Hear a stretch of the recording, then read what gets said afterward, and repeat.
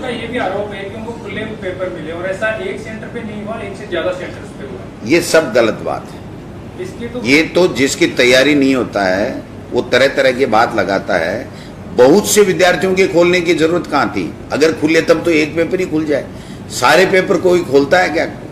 तो दोबारा एग्जाम इनकी लेंगे और मुझे तो जो कहा गया 15-20 दिन में हम लोग इनकी एग्जाम की व्यवस्था कर देंगे। तो मैं समझता हूँ कि 15-20 दिन में, 2 दिन आगे पीछे भी हो सकता है, लेकिन जल्दी एग्जाम दे करके उन बच्चों का कोई नुकसान नहीं हो, इस बात को हम सुनिश्चित करें। इसके अलावा कोई शिकायत कहीं से प्रदेश में? देखिए, जो आप सबने देखा होगा कि जहाँ जहाँ भी पुलिस की मुस्तैदी के साथ में, प्रशासन की मुस्तैदी के साथ में जो लोग गड़बड़ करते पाए गए, उन लोगों के खिलाफ कार्रवाई हुई है।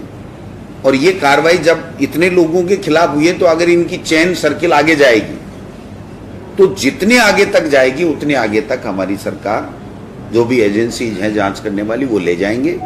और एक व्यक्ति के बारे में भी अगर हमें कोई इस तरह का कोई संज्ञान होता है कि उसने गड़बड़ की है तो उसको पूरी तरीके से तहकीकात करके, पूरी तरीके से जांच कर करके और पारदर्शिता के साथ में इसका रिजल्ट जारी कराया जाएगा। अब वो तो देखो नोडल एजेंसी का काम है। जो परीक्षा होने के बाद ही पूरी परीक्षा का रिजल्ट एक साथ ही जारी किया जाएगा, अलग-अलग जारी किया जाएगा? वो इससे कोई लंबा चौड़ा फर्क पड़ने वाला नहीं है।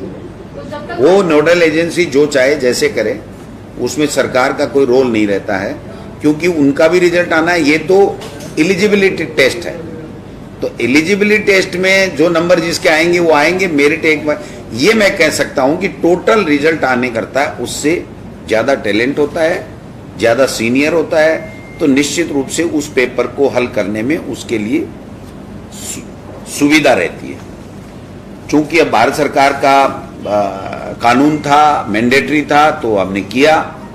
और अब हाई कोर्ट इसकी इंटरप्रिटेशन किस प्रकार से करता है व्याख्या, उसके ऊपर हम लोग आगे से चलेंगे। और अभी जो रिजल्ट जो आएगा, मैं समझता हूँ कि नीट का, वो भी इस रिजल्ट के ऊपर ही आधारित होगा।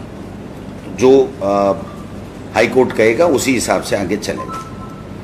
दूसरा मैं कहना चाहता हूं कि कल तमाम लोगों को, प्रदेश के लोगों को, प्रशासनिक अधिकारियों को, शिक्षकों को, हमारे विभाग के तमाम अधिकारी, कर्मचारी, शिक्षक, उनको, पुलिस को, माननीय मुख्यमंत्री जी को विशेष रूप से, सामाजिक संगठनों को, पत्रकारों को, मीडिया के लोगों को, सबको धन्यवाद देना चाहता हूं कि इस एग्जाम, जो सबसे बड़ी देश की एग्जाम थी, उसको पूरी पारदर्शिता के साथ में संपन्न कराने के लिए सबका सहयोग हमको बहुत शानदार तरीके से मिला।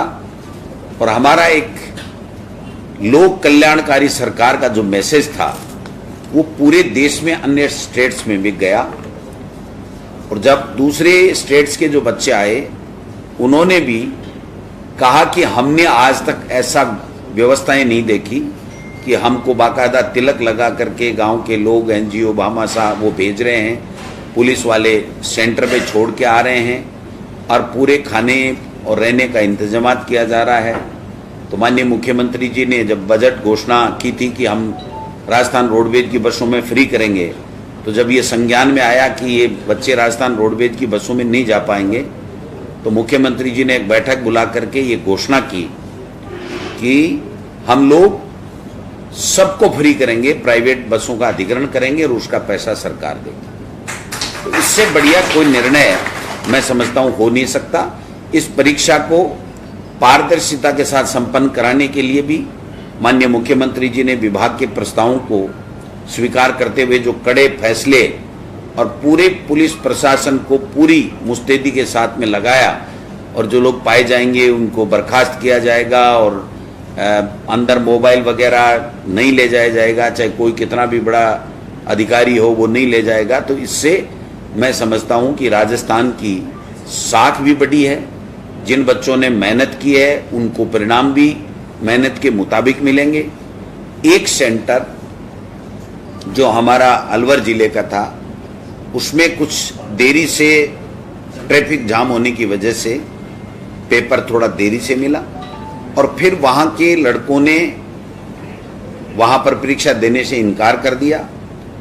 जहां पर मौजूदा जो भी अधिकारी थे उन्होंने प्रयास किया, लेकिन चूंकि जब तक जिला कलेक्टर, जिला प्रशासन आता, समझाइश करता, तब तक काफ़ी देर हो चुकी थी। लेकिन सेकंड पारी का जो एग्ज़ाम है वो पूरे तरीके से वहाँ पर जो सेंटर पे थे उसको सबको ले आया गया।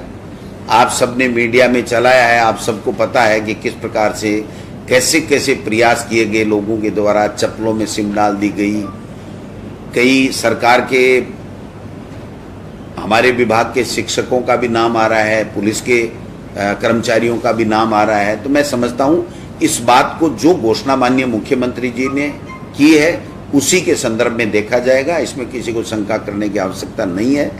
लेकिन मैं इतना कहना चाहता हूं कि जो रीट का एग्जाम 25-26 लाख बच्चों का जो राजस्थान में हुआ, जिसका गिनीज बुक में नाम लिखा जाएगा, अगर गिनीज बुक वाले हमारी बात मानेंगे तो, और जिस तरीके से शानदार तरीके से दिया गया, आप सोशल मीडिया में उनके कमेंट्स देखिए। जो बच्चे बाहर से, एमपी से, यूपी से, बिहार से आए, वो ये कह रहे हैं हमने ऐसा उत्सव कभी नहीं देखा। यानी अपनी एग्जाम को वो उत्सव के रूप में लोगों ने परिवर्तित किया। इसके लिए मैं विशेष रूप से तमाम जो भामाशाह और जो लोग इस व्यवस्थाओं में जुटे थे, सरकार के कार्मिकों की तो ड्यूटी थी, लेकिन वो जो लोग जुटे और जिस प्रकार से खाना और व्यवस्थाएं दी, मैं समझता हूँ हम उनको सैल्यूट करते हैं कि ऐसे लोगों ने एक अच्छा उदाहरण पेश किया जिससे हमारे राजस्थान प्रदेश का उन्होंने गौरव बढ़ाया है। मैं समझता हूं कि ये सारी की सारी चीज़ें आपको बतानी इसलिए ज़रूरी थी कि कल सब लोग जिज्ञासा कर रहे थे किस प्रकार से होगा। अभी मैंने नोडल एजेंसी को, निदेशक महोदय को कहा था कि आप बात कीजिए कि हम इस सेंटर के बारे में और जो बच्चे उस सेंटर के ऊपर पर्टिकुलर रह गए उसके बारे में हम लोग क्या करने वाले हैं। इन्होंने वहाँ के चेयरमैन और सेक्रेटरी से बात की है। वो ये कह रहे हैं कि जो सेंटर पूरा का पूरा रह गया था उसका पेपर हम जल्दी से जल्दी दोबारा बनवा करके एक सेंटर पे या 2 सेंटर पे, जैसे भी उनको ठीक लगेगा, वो उनकी एग्ज़ाम हम दोबारा लेंगे और दोबारा लेने के बाद में हम लोग रिजल्ट जारी करेंगे। ये जो बात उन्होंने नोडल एजेंसी ने कही है। फिर भी अगर कोई दिगर बात आएगी तो विभागीय स्तर के ऊपर उसकी जांच कमेटी भी बैठा दी जाएगी। अगर कोई किसी तरह की कोई बात आती है ऐसी जिसके लिए जांच किया जाना जरूरी है तो उसकी जांच कमेटी भी हम लोग बढ़ा देंगे। जो पेपर पहुंचना चाहिए था 8:30 बजे, वो 10:20 के ऊपर पहुंचे। तो ट्रैफिक जाम होने की वजह से जो एक तरीके से प्रशासनिक चूक रही है, हालांकि उनको एक कह दिया गया है कि आपको इतना समय हम ज़्यादा दे देंगे, लेकिन हर तरह के लोग रहते हैं, उसके ऊपर वो राजी नहीं हुए और वो एग्ज़ाम नहीं हो पाई। तो ये एक त्रुटि मैं समझता हूँ कि प्रशासनिक व्यवस्था के ऊपर भी रही, लेकिन वो मजबूरी में हुई क्योंकि अब ट्रैफिक जाम होना किसी के बस में नहीं है, नेशनल हाईवे था। तो मैं समझता हूँ ये सारी चीज़ें हुई है। इसके लिए हम लोग उन बच्चों का नुकसान नहीं हो, इसलिए हम ये एग्ज़ाम दोबारा लेंगे। अभ्यर्थी कितने थे? शायद 600 के लगभग थे। मैं क्योंकि नोडल एजेंसी अलग है तो हम इसमें ज़्यादा नहीं पढ़ते सरकार वाले, हम कहते हैं जो था। अभी मैंने पूछा कि आप क्या करने जा रहे हैं, क्या निर्णय लिया नोडल एजेंसी, तो उन्होंने कहा हम दोबारा एग्ज़ाम इनकी लेंगे और मुझे तो जो कहा गया 15-20 दिन में हम लोग इनकी एग्ज़ाम की व्यवस्था कर देंगे। तो मैं समझता हूँ कि 15-20 दिन में, 2 दिन आगे पीछे भी हो सकता है, लेकिन जल्दी एग्ज़ाम दे करके उन बच्चों का कोई नुकसान नहीं हो, इस बात को हम सुनिश्चित करें। इसके अलावा कोई शिकायत कहीं से प्रदेश में? देखिए, जो आप सबने देखा होगा कि जहाँ जहाँ भी पुलिस की मुस्तैदी के साथ में, प्रशासन की मुस्तैदी के साथ में जो लोग गड़बड़ करते पाए गए, उन लोगों के खिलाफ कार्रवाई हुई है। और ये कार्रवाई जब इतने लोगों के खिलाफ हुई है तो अगर इनकी चेन सर्किल आगे जाएगी तो जितने आगे तक जाएगी उतने आगे तक हमारी सरकार, जो भी एजेंसीज हैं जांच करने वाली, वो ले जाएंगे। और एक व्यक्ति के बारे में भी अगर हमें कोई इस तरह का कोई संज्ञान होता है कि उसने गड़बड़ की है तो उसको पूरी तरीके से तहकीकात करके, पूरी तरीके से जांच कर करके और पारदर्शिता के साथ में इसका रिजल्ट जारी कराया जाए। कब तक जारी होगा? अब वो तो देखो नोडल एजेंसी का काम है। जो ये परीक्षा होने के बाद ही पूरी परीक्षा का रिजल्ट एक साथ ही जारी किया जाएगा, अलग अलग जारी किया जाएगा? वो इससे कोई लंबा चौड़ा फर्क पड़ने वाला नहीं है।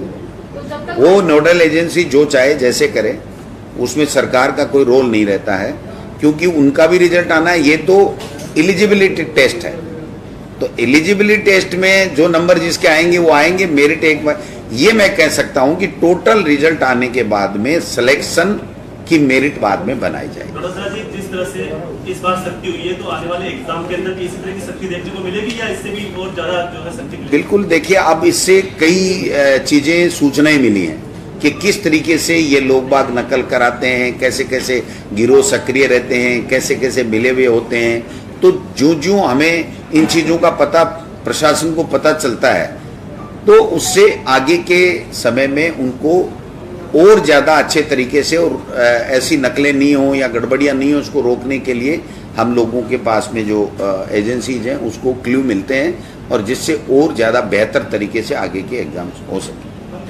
अच्छी परीक्षा रही, सभी ये कह रहे हैं, लेकिन खासतौर से नकल गिरोह का आपने पकड़ा नहीं। घर में जिन लोगों को सिक्योरिटी में लगाया था, शिक्षक ज्यादा पकड़ में आए हैं, पुलिस के कर्मचारी पकड़ में आए, तो ये भी एक सबक होगा अगली बार। देखिए, निश्चित रूप से हमें पता था कि सरकारी अधिकारी कर्मचारी अगर इसमें शामिल हो जाए तो उस जो मेहनत की है उस बच्चे के साथ में अन्याय होगा। इसीलिए इतना कड़ा फैसला हिंदुस्तान में किसी स्टेट में नहीं लिया गया कि सरकारी कार्मिक को बर्खास्त किया जाएगा, कभी कहीं नहीं लिया गया।